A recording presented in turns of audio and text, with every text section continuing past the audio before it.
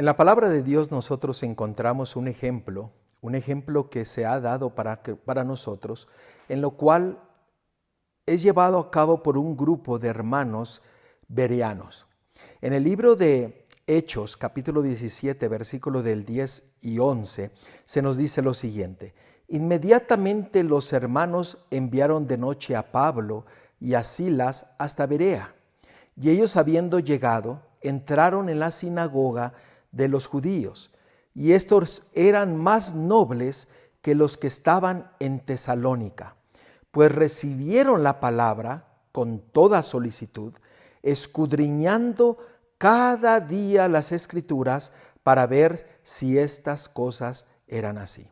Este ejemplo, el cual se nos declara aquí en la palabra de Dios, se nos da como ejemplo para que nosotros podamos seguir ese ejemplo de escudriñar las Escrituras. La palabra de Dios nos dice que debemos de escudriñarlas porque en ellas obtenemos la vida eterna. Cuando tú y yo nos adentramos a la mente de nuestro Dios, la cual está descrita en su palabra, nosotros tenemos que escudriñarla para poder comprender ese amor maravilloso, esa misericordia y la voluntad de nuestro Dios para cada uno de nosotros. Pero cuando alguien declara la palabra de Dios a través de un estudio, a través de una predicación, nosotros tenemos que seguir el ejemplo, el cual los bereanos seguían, que tenían que escudriñar las Escrituras para ver si todo lo que se había dicho era verdad. Cuando tú y yo escudriñamos las Escrituras, el Espíritu Santo nos guía a un entendimiento, nos guía a toda la verdad. Y la palabra de Dios dice que cuando tú y yo somos guiados a la verdad nos hará libres. Y cuando tú y yo estamos libres, nosotros comprenderemos la voluntad de nuestro Dios. ¿Por qué? Porque seremos fiel a ella. Los bereanos no aceptaron ideas preconcebidas, sino que escudriñaban las Escrituras. Hoy día es alarmante cuando yo puedo ver a muchas personas que al estudiar la palabra de Dios y el Señor les declara cierta cosa que ellos no sabían, las ideas preconcebidas las ponen enfrente de la palabra de Dios. Y muchas ocasiones se rechaza la palabra viva, la palabra de Dios, por ideas preconcebidas. Cuando tú y yo nos acercamos al estudio de la palabra de Dios, deberíamos de quitar todas esas ideas preconcebidas, porque esas ideas preconcebidas a veces nos llevan a no obtener las bendiciones y no conocer la voluntad de nuestro Dios para tu vida, para mi vida. Y nosotros podríamos estar en tinieblas. Pero los bereanos escudriñaban las Escrituras y no se guiaban por lo que ellos ya habían aprendido, sino que ellos querían seguir aprendiendo cada vez más. Querido hermano, querida hermana, que ese ejemplo que los bereanos nos dejaron, podamos nosotros seguirlos diariamente escudriñando las Escrituras. Haz de ti un hábito en el poder apuntar todo lo que se enseña, todo lo que se predica y poder ir a comprobarlo. Recordemos que en el tiempo del fin habrá muchos engañadores, habrá muchos falsos maestros y habrá muchos falsos predicadores, muchos falsos profetas. Tengamos en cuenta de que nos estamos acercando a la segunda venida de Cristo y el enemigo sabe que le queda muy poco tiempo y anda como león rugiente buscando a quien devorar. Déjame enseñarte un principio de enseñanza bíblica que debiéramos aplicarlo todos los días de nuestra vida. Y ese principio bíblico se encuentra en Salmos capítulo 119, versículo 160. Note lo que la palabra de Dios nos dice. La suma de tu palabra es verdad y eterno en todo juicio de tu justicia. Un principio de enseñanza bíblica es que toda la Escritura es parte de la verdad. Hoy día el enemigo ha tenido mucho éxito en decir que el Antiguo Testamento no tiene validez alguna, sino que ahora es el Nuevo Testamento. Pero se olvidan de que cuando Yeshua, cuando el Mesías vino a esta tierra, él citó el Antiguo Testamento. Y toda la verdad, toda la suma de la palabra de Dios es verdad. Déjame decirte que el 73% de la Biblia es el Antiguo Testamento y solamente el 27% de la palabra de Dios corresponde al Nuevo Testamento. Cuando nosotros estudiamos las Escrituras, cuando nosotros vamos a la palabra de Dios, tenemos que tener en cuenta de que toda la palabra de Dios armoniza para llevarnos a la verdad. Cuando tú y yo conocemos la verdad, entonces la verdad nos hará libre. Nosotros sabemos que la verdad es el Mesías. Sabemos que la verdad es el Espíritu. Sabemos que la verdad es su palabra y sabemos, así como nos dice en Salmo 119, versículo 151, dice, y todos tus mandamientos son verdad. Cuando nosotros conocemos la verdad, que es en conjunto todo lo que el Señor ha hablado, nosotros conoceremos la voluntad de nuestro Dios y nosotros podremos seguirle conforme a su palabra. Querido hermano, cuando tú y yo estudiemos la palabra de Dios, busquemos la verdad que está descrita desde el libro de Génesis hasta el Apocalipsis. Muchos se han perdido de las bendiciones que están descritas en el Antiguo Testamento por solamente aceptar el Nuevo Testamento. Toda su palabra es el conjunto de su verdad. Déjame compartir otro principio de enseñanza bíblica. Ese principio lo encontramos en Eclesiastés 12:13. La palabra de Dios nos dice, el fin de todo el discurso oído es este: teme a Dios y guarda sus mandamientos, porque esto es el todo del hombre. Toda enseñanza bíblica, toda predicación, debería de llevarnos a la obediencia. El fin de todo es el propósito. El propósito es llevarnos a temer a Dios y guardar sus mandamientos. Toda enseñanza, toda predicación debería de llevarnos a que nosotros seamos fiel a nuestro Dios. Si no armoniza con su palabra y no nos lleva a la lealtad a Dios, a su obediencia, solamente vienen a ser palabras huecas que resuenan como un címbalo.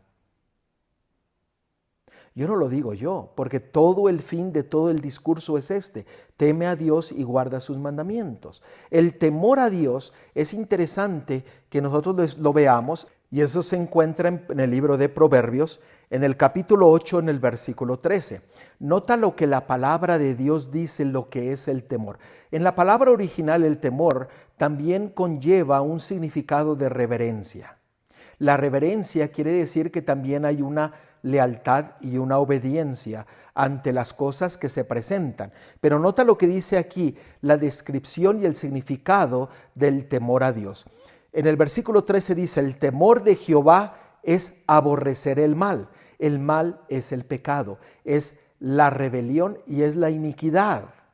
Cuando nosotros aborrecemos el pecado, eso significa que tú y yo tenemos el temor a Dios. ¿Y cómo nosotros nos damos cuenta de lo que es el pecado? En 1 Juan capítulo 3 versículo 4 nos dice que nosotros llegamos al conocimiento del pecado por la ley de Dios. Cuando tú y yo conocemos la ley de Dios, nos lleva a que nosotros nos demos cuenta de que somos pecadores y que necesitamos a un Salvador que nos rescate en el lugar donde nosotros nos encontramos. Y Él está dispuesto a rescatarnos cuando nosotros nos arrepentimos y entregamos nuestra vida completamente a Él.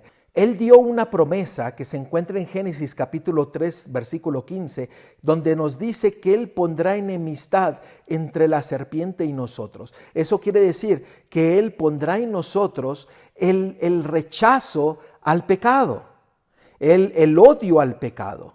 Lo que el Señor nos pide a cada uno de nosotros es un cumplimiento de sus promesas que Él quiere hacer en cada una de nuestras vidas. Y todo discurso, toda enseñanza debe de dirigirnos al temor a Dios, al abandonar el pecado, arrepentirnos y obedecer sus mandamientos. En Apocalipsis capítulo 14, versículos 6 y 7 se nos dice: y vi volar por en medio del cielo a un ángel que tenía el evangelio eterno para predicarlo a todos los moradores de la tierra, a toda nación, tribu, lengua y pueblo, diciendo a gran voz: teme a Dios y dadle gloria, porque la hora de su juicio ha llegado.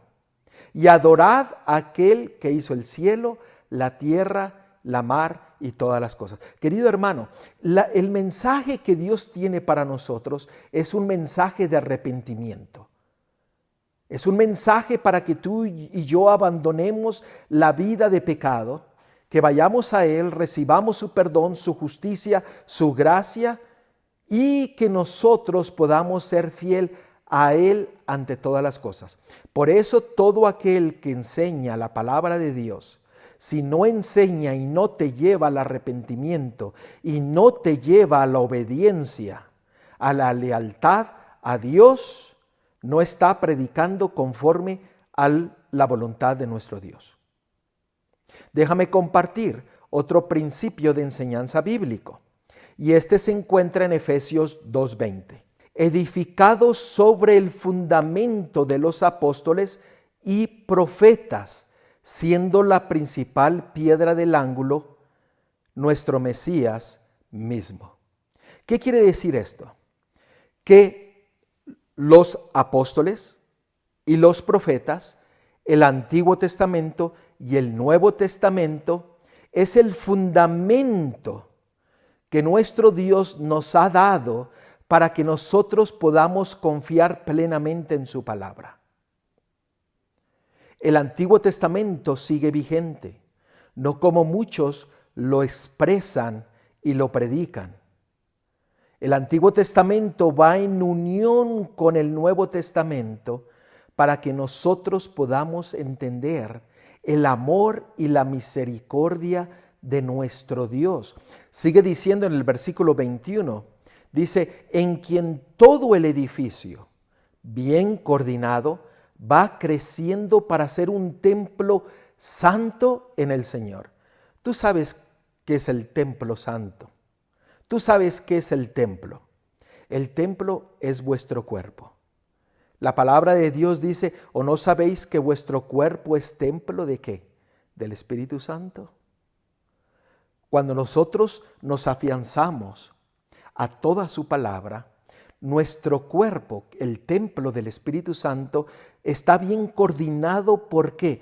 Porque la palabra es viva y eficaz, útil para enseñar, útil para redarguir, útil para corregir, para enseñarnos, útil para mostrar la justicia de nuestro Dios. Y cuando nosotros conocemos la justicia de Dios, su amor, su misericordia y su paciencia hacia cada uno de nosotros, podemos confiar plenamente en lo que Él ha dicho y ha prometido.